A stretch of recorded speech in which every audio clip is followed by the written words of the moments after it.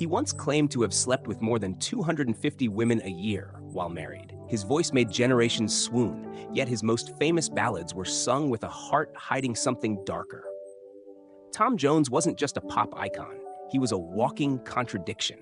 Before the world labeled him a legend, he was already known as the Welsh Tiger, an untamed force of nature on stage. His voice could melt hearts, his hips could cause hysteria, and behind the scenes, a trail of seduction, betrayal, and secrets too scandalous for the spotlight. For decades, he wore fame like a cologne, thick, intoxicating, and always lingering.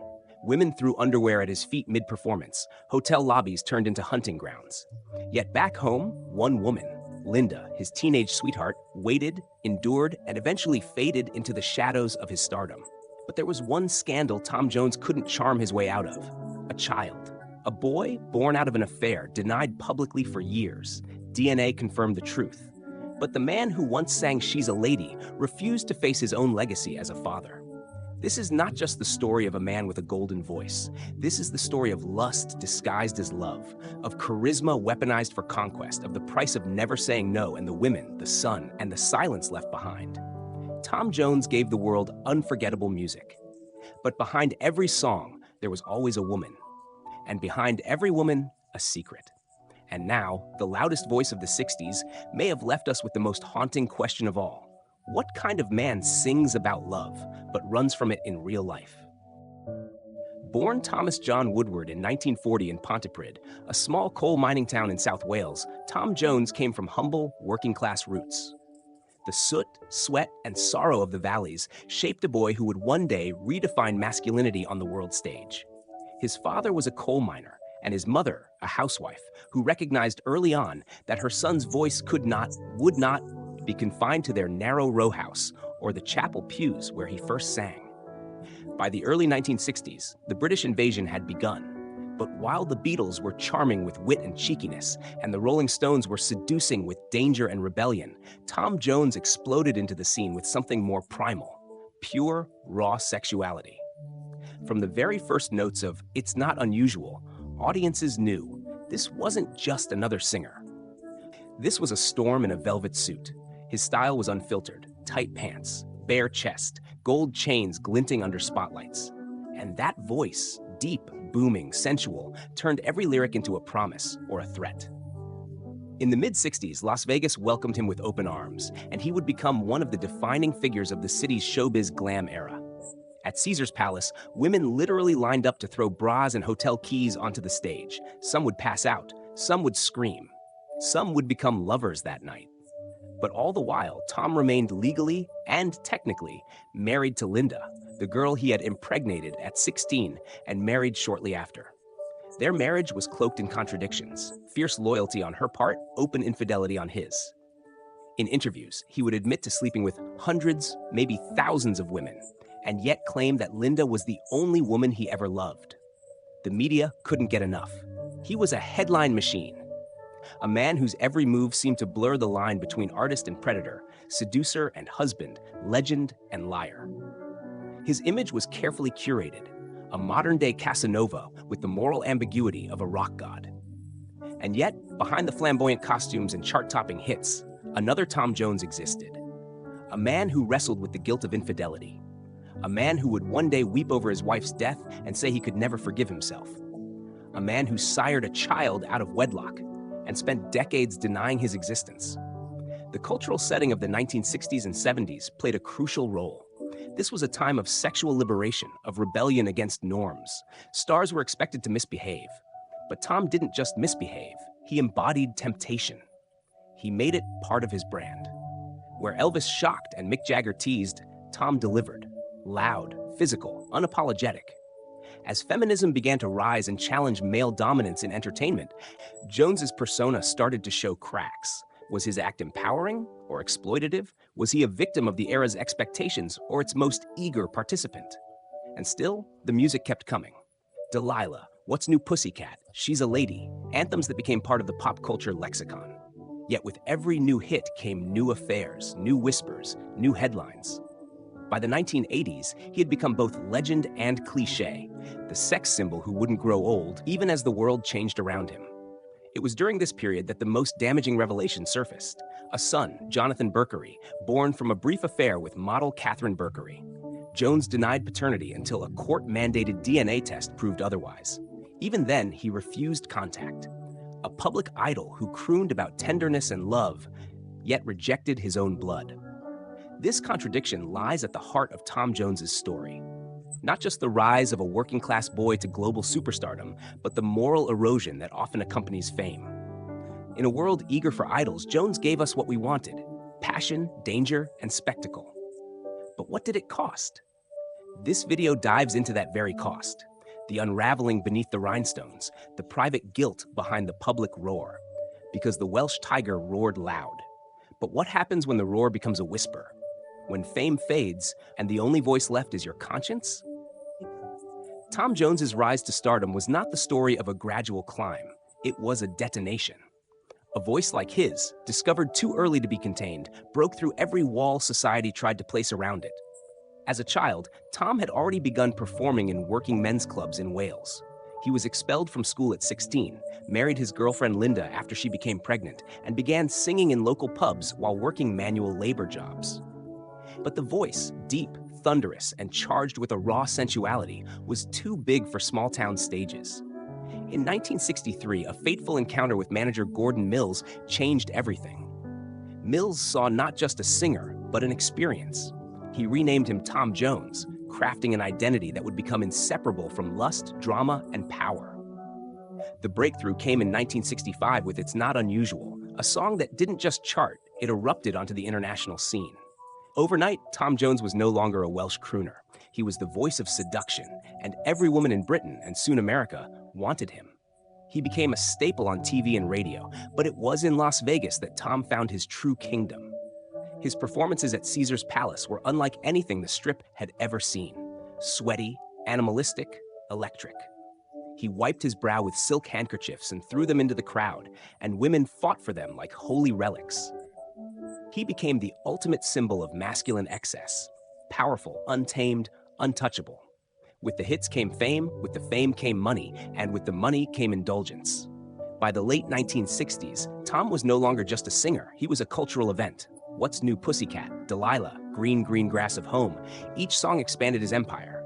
He moved through genres effortlessly: pop, country, soul, gospel. Even Elvis Presley, no stranger to charm and charisma, once called him the greatest voice and the greatest man in show business. But behind the spotlight, the cracks had already begun to show. While Linda remained at home in the UK, protecting his image and raising their son, Tom embarked on a lifestyle few could match and fewer could survive.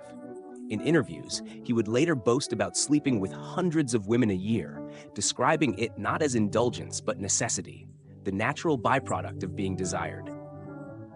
He wore his affairs like medals. He didn't hide them. In fact, he celebrated them. And yet, there were limits, lines that once crossed would no longer be funny or charming, but dangerous. In 1987, Tom was sued by model Catherine Berkery, who claimed he was the father of her child. He denied the allegations, refused contact, and let the courts decide. When a DNA test proved her claim, Jones offered no apology, no support. The child, Jonathan Berkery, was left in the cold. To this day, he remains estranged from his father. As the 70s gave way to the 80s, Tom's popularity waned. The world was changing. Disco and punk redefined the musical landscape. And the image of the oversexed, velvet-suited crooner started to feel like a relic of a louder, looser time. Critics dismissed him as kitsch. Younger artists overshadowed him. But Tom Jones wouldn't disappear. Reinvention became his weapon. In the late 80s and 90s, he pivoted. First came collaborations with electronic groups, then a triumphant return with the 1999 album Reload, which included a duet with Mousse T on Sex Bomb, a song that gleefully played into his reputation, but with a wink. Suddenly, Tom was back, not just as a singer, but as a self-aware legend, embracing the very caricature critics had once mocked. He now moved between worlds with ease, an elder statesman of pop on The Voice UK, a mentor to new generations of artists, a nostalgic icon to fans who remembered the wild 60s and 70s. His voice, remarkably intact, carried the weight of decades, of pleasure and regret, of loss and survival. But no reinvention could entirely erase the past. The estranged son. The betrayal of Linda, the affairs, the accusations. Tom had become a paradox, a man celebrated for his emotional ballads who struggled to show emotion in real life, a man who sang Till with aching vulnerability, but lived with walls around his heart. His rise was meteoric, but meteors, by nature, burn brightest before they fall. And in the blaze of fame, there were shadows no spotlight could hide. For decades, Tom Jones had been the master of spectacle, the man who turned concerts into carnivals of lust, who smiled through interviews while admitting to infidelities, who made even betrayal sound charming. But beneath the charisma, the fame, the adoration, there was a quieter truth, one that he never sang about, one that didn't make the charts, one that fractured lives. It began to unravel when a 24-year-old aspiring model named Catherine Berkery walked into his life in 1987. For Tom, it was another night, another woman, another story. But for Catherine, it became the beginning of a nightmare. Their brief affair ended quickly, but its consequences did not. Months later, she gave birth to a boy, Jonathan Berkery. She named Tom as the father. He denied it, publicly, aggressively, coldly. The tabloids pounced. Jones in love child scandal, singer denies son, from bedroom to courtroom. The headlines wrote themselves. A DNA test confirmed the truth. The boy was his, and yet Tom refused to meet him, refused to offer financial support beyond what the courts demanded, refused to acknowledge him as family. Jonathan, born into fame he never asked for, grew up on the margins of it. Abandoned, fatherless, bitter. As a teenager, he spiraled into drug abuse and homelessness. Paparazzi would occasionally catch photos of him sleeping in doorways, the son of a multimillionaire living on the street. He begged for a meeting, wrote letters, pleaded on television. Open quote, "All I want is a hug, to be treated like a son," he once said in an interview. "My father sings about love, but he doesn't know how to show it." Close quote. Tom's silence was louder than any concert he ever performed. And then came Linda's death. In 2016, after 59 years of marriage, Linda Trenchard passed away from cancer. For the first time, the man who built a career on power and control broke down publicly. He wept during interviews. He said he couldn't forgive himself for how he had treated her. Open quote, "I was a fool. She was the one person who mattered," he told the Sunday Times. Close quote. But the apology came too late. Linda was gone, and so was the illusion that Tom's wild lifestyle had no victims. For years, Tom Jones had been hailed as a legend, a lion on stage, a lover off it. But now the cracks became visible. The public began to ask harder questions. Was he a product of his time or an enabler of toxic fame? Were his affairs harmless or deeply selfish? Had we spent decades cheering a man who lived without consequence? Even fellow artists began to shift in their views. While some defended him as a gentleman of the old world, others whispered that he had long hidden behind charm to escape accountability. Behind the glam, behind the rhinestones and theatrics, was a man who had never learned how to say sorry in time. The press softened with age, as it often does. They called him gravel-voiced sage, the last showman, the eternal performer. And perhaps he was. But for Jonathan and for Linda, the praise was a hollow echo. What use is a father who can't face his son? What use is remorse whispered to the dead? The scandal, though decades old, never truly disappeared. It became part of the mythology. The roaring voice, the velvet shirts, the sweat-soaked handkerchiefs. And somewhere in the footnotes, the son who waited, and still waits. As Tom returned to the public eye through The Voice UK, audiences saw an older man, quieter, reflective, almost vulnerable. He told stories about the old days, about Elvis, about Sinatra, but not about Jonathan. Never about Jonathan.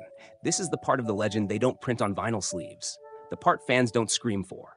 The truth that fame kept in shadow.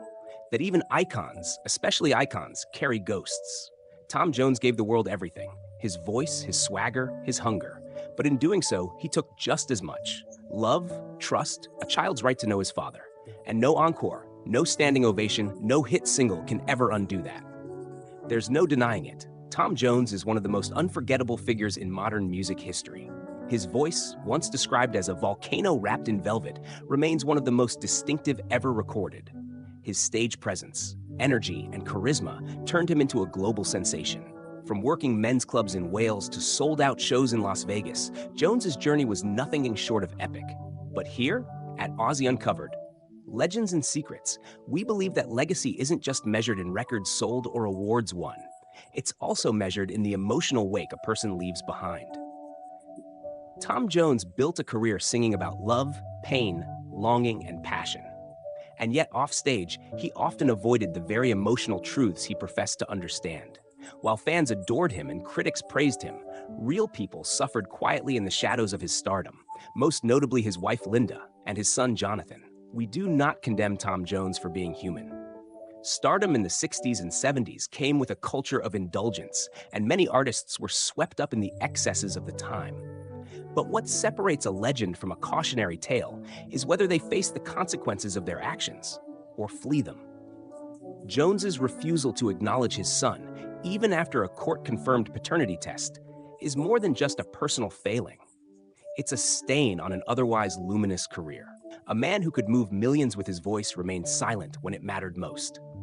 And silence, in this case, was louder than any song.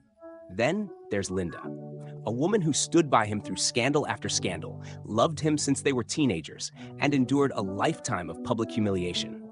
Tom called her the only woman he ever loved.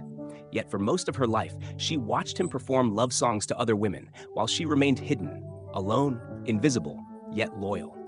It would be unfair to reduce Tom Jones to only his personal controversies.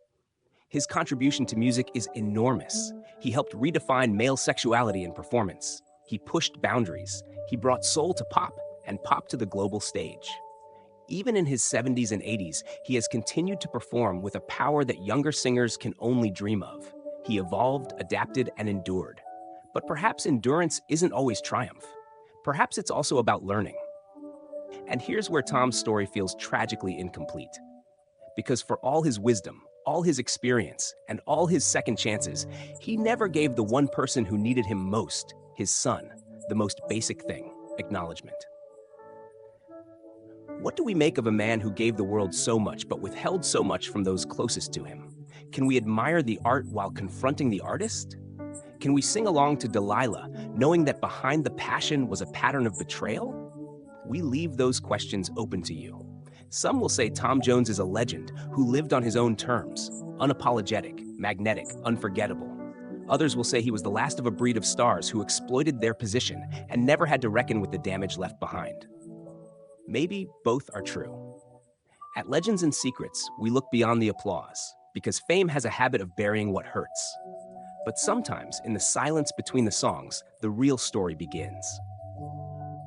He once stood beneath the searing lights of Las Vegas, drenched in sweat, drowning in applause, commanding every inch of the stage like a god in silk and song. Women screamed, men envied, and the world bowed to the Welsh Tiger's roar. But now, as the spotlight dims and the echoes fade, what remains is not just the music, but the man behind it.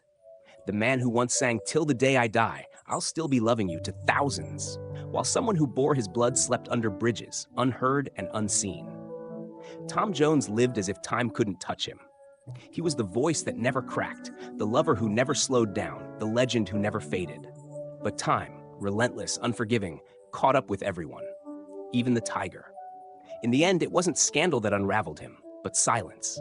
Not the headlines, but the moments between them. Not the music, but the pauses no one dared to ask about. Linda is gone now. Jonathan still waits. The audience, older, softer, still sings along. Maybe out of love, maybe out of memory, maybe out of a longing to believe in something unshakable. But the truth has its own rhythm. It hums beneath every verse and every chorus, waiting to be heard. And now that you've heard it, it cannot be unheard. Because some stories aren't written in liner notes or press releases. Some stories are hidden in the dressing room mirror, in unopened letters, in the silence after the last encore. Tom Jones gave us decades of sound, but this is the echo that lingers. Some stories are never told, but now you know.